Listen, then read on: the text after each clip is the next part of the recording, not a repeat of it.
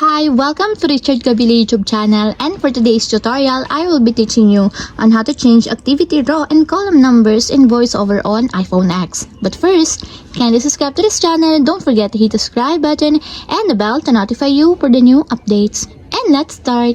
Using your iPhone X from your home screen first, go to Settings. Then in the Settings, scroll down and find the Accessibility, then top.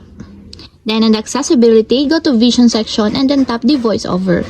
Then after that, in the voiceover, scroll down again and then tap the activities. Then in your activities, tap your activity.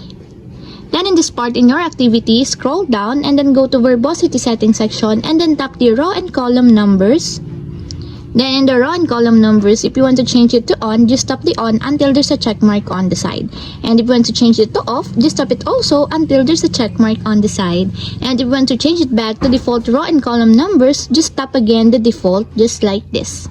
And that's it, we have successfully changed activity row and column numbers in voiceover on iPhone X. If you have a question, kindly comment down below and don't forget to hit the subscribe button and the bell to notify you for the new updates. And thank you for watching!